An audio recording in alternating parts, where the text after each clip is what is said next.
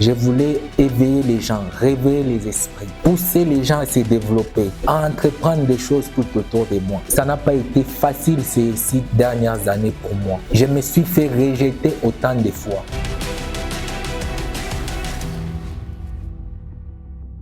« 2017-2023, cela fait pratiquement 6 ans que j'ai décidé de lancer ma carrière de coach, d'écrivain. Je voulais partager avec les gens sur ce que je connaissais. Je voulais éveiller les gens, réveiller les esprits, pousser les gens à se développer, à entreprendre des choses tout autour de moi. Parce que j'avais estimé que je n'étais pas satisfait de ce qui s'est passé autour de moi. Or que je dis souvent, quand vous n'êtes pas satisfait d'une chose, c'est que vous êtes appelé à la changer. Moi, je n'aime pas être de ces gens-là qui passent énormément de temps à crier sur les problèmes sans pour autant vouloir les changer. C'est ainsi que je me suis lancé dans cette carrière où j'ai reçu des baffes, des véritables gifles. Pas au sens figuré. Je me suis fait rejeter. Des fois, il m'arrivait d'appeler, de rappeler des gens, des fois pour avoir juste un entretien. Des promesses de financement qui n'arrivaient jamais. On ne va pas se les mentir. Ça n'a pas été facile ces 6 dernières années pour moi. Je me suis fait rejeter autant de fois par ce qu'on appelle généralement l'élite. Parce que j'ai vite compris qu'il était très dangereux pour les grands nombres de pensées. Parce que quand quelqu'un commence à penser, quand quelqu'un commence à se poser des questions, est-ce que ce que je suis en train de vivre, ça me mérite? Qu'il a été regrettable, triste de constater que malgré les talents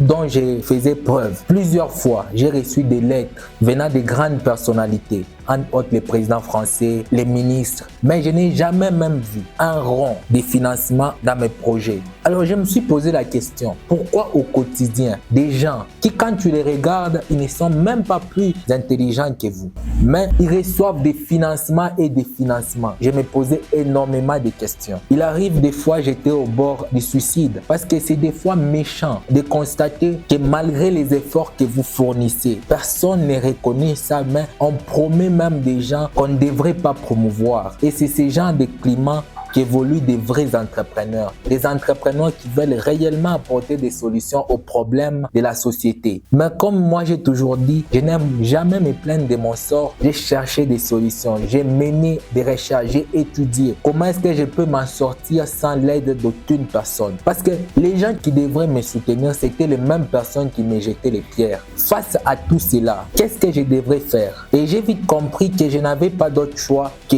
soit je me lève et je me bats, ou soit j'abandonne et je pars faire autre chose. Mais moi j'ai toujours cru que les faibles abandonnent en chemin. Les lâches n'ont jamais commencé et les champions sont toujours sur les terrains, même si les conditions sont défavorables. Certainement que vous vous reconnaissez dans l'histoire que je suis en train de vous raconter, mon histoire, ce que j'ai vécu, des agressions, des rejets, tout ça pourquoi? Parce que je voulais aider les gens, parce que je voulais apporter du changement. Sans doute que vous êtes aussi un entrepreneur et que vous vous reconnaissez dans ça. Vous vous reconnaissez dans ce que je suis en train de dire.